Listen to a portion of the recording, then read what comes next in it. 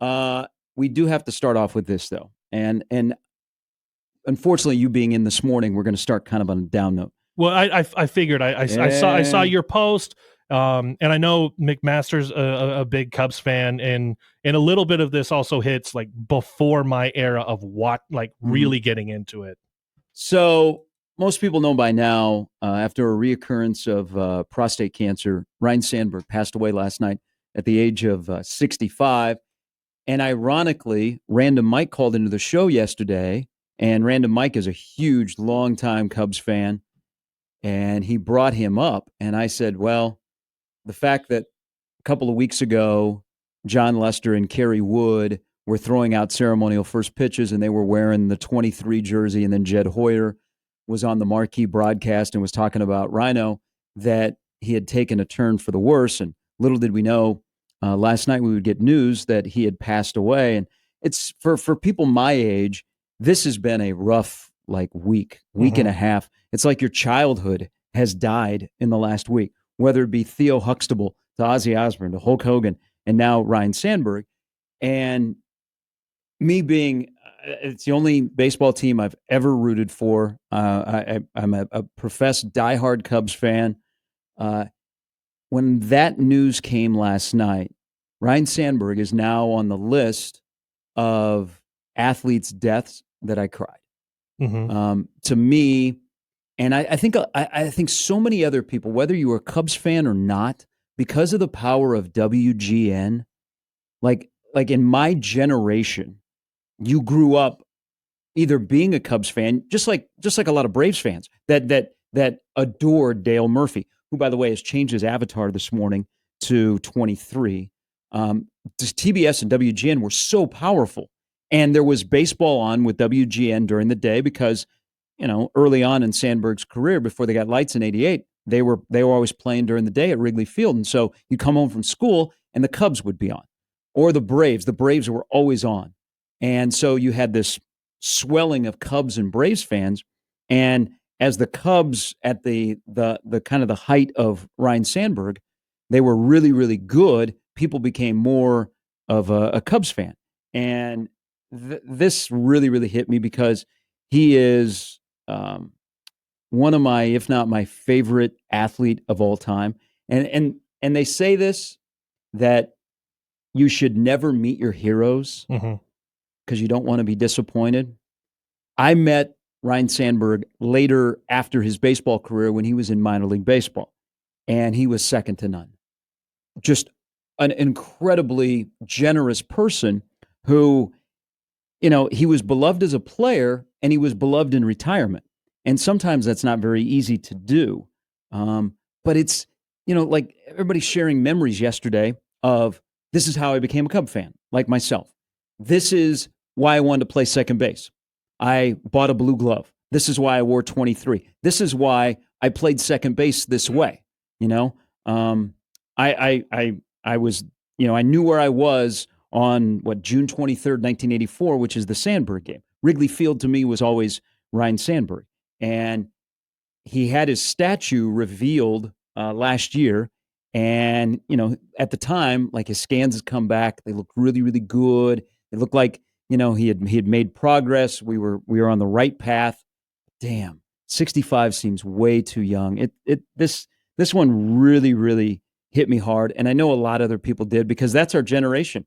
That's like my first hero in sports that I loved and watched and consumed and bought every card. And I wanted to hear Harry and Steve talking about Rhino and get his autograph. And man, that for a lot of us, that was rough news, and it's going to be a rough day. And the Cubs last night lost to the Brewers, and it was really once the news started to come out and the Cubs were behind at the time 4-3 before Yelich hit his home run.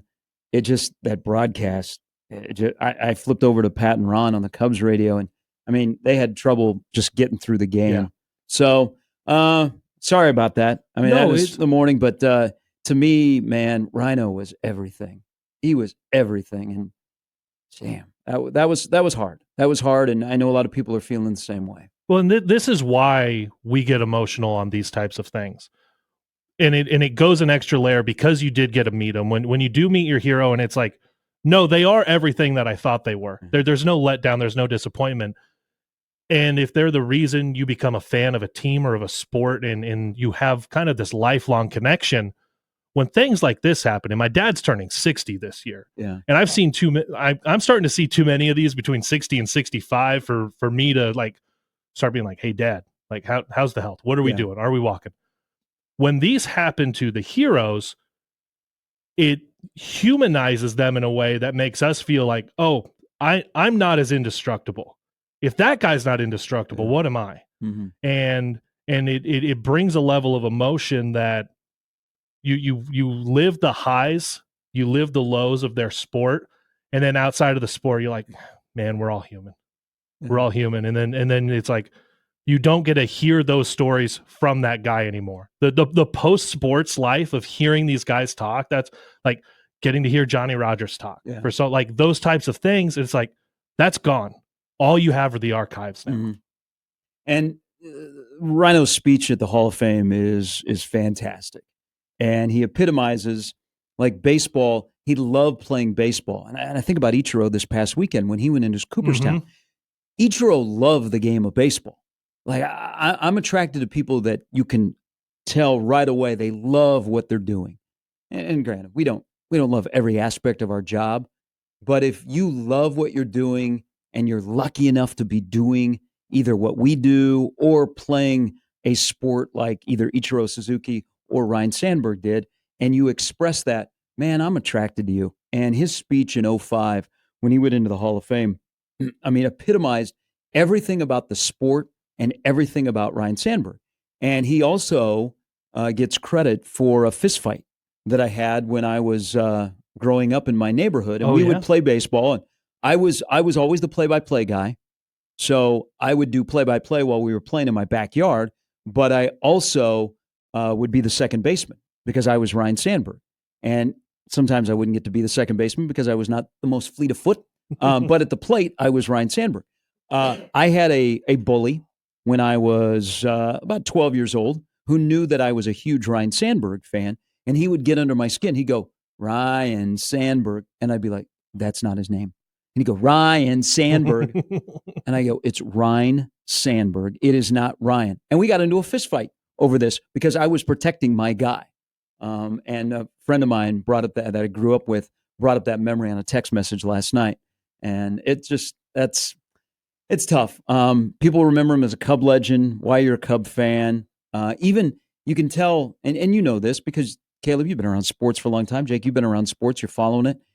If somebody is on the level that is on a rival team, but you respect them, man, you are cooking with peanut oil. You have reached a level of like, yeah, that guy's the real deal. And that's what Ryne Sandberg was to me and so many others. Again, it just when you feel those people are indestructible, and then you get to realize that they're not. Even with facing health issues for a long time, it's not like it just happened.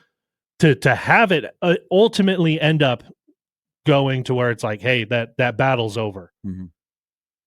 You don't feel as indestructible. And right now we're getting into like football fall camp, and we just had a major college head coach yesterday talk about cancer. Like all these things, it's really tough to see those people and have that happen. And it hit us personally because what I do hate is when people are like, hey, that ultimately the sports don't impact you. And the people in sports, those athletes, they shouldn't have any effect on your life. It's like, well, guess what? They do.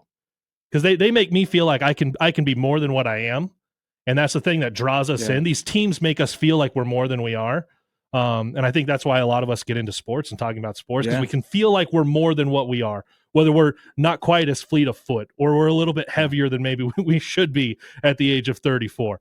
Like, these people and these teams make us feel like we're more. And I know Ryne made a lot of people feel like they could be more than what they are. And then he's not as indestructible as we wanted to believe, that we prayed he was, that we saw him be for more than a decade in Major League Baseball and then in the years after. Yeah, it's a generation that they became Cub fans or Ryne Sandberg fans. Or they decided they were going to play baseball because they saw him playing baseball. wearing 23 out at second base, one of the greatest fielding second basemen of all time. A guy who, by the way, hit in the number 2 hole, 186 career home runs, Hall of Famer. It's one of those first guys in the generation. But think about if you were growing up in Chicago in the 80s. Just throw on a 23 and you're good, right? You had, I mean, the greatest 23 in all of sports is Michael Jordan. The greatest 23 in baseball is Ryne Sandberg. And then you had Walter Payton at the same time. Those were 3 guys, and we've lost, unfortunately, now 2 of them. Those were 3 guys that were dominating the sports scene in Chicago in the 80s. That's incredible. This is going to hit a lot of people hard, and you know the Marquee Network, which is the Cubs network, wall-to-wall coverage. I think they started at 5:30 this morning, playing old games and old interviews, and Ryne was once he came back in, after he got done managing, and the Cubs and Sandberg had a little bit of a falling out because he was on a path. He got as high as the manager of the Iowa Cubs in AAA. And everybody thought he was on a path to become the next Cubs manager. And that didn't happen. And so they had a little bit of falling out. And the next thing you know, he's back in his original organization with the Phillies. But then he came back to the Cubs, once a Cub, always a Cub. And he did a lot more media. When the 2016 run to the World Series, it was great. He would appear on all the pregame shows. And I remember right before Game 6, they said to him, if the Cubs win tonight, we're going to get you back tomorrow, right? And he said, no. He said, because if we win, I'm going to be celebrating with the guys. So he didn't personally get to experience a World Series with the 84-89 team, but he celebrated in 16, and then he got his statue. And now is upstairs with Harry Carey and Ron Santo and Ernie Banks. It's a tough one for the Cubs. Cub fans today and the organization, and happy that he got that statue last year. Yeah. How many times do we see the celebration and the honors come out like too late? Yeah. Well, and the whole Gallagher Way, the area outside of Wrigley Field, was packed.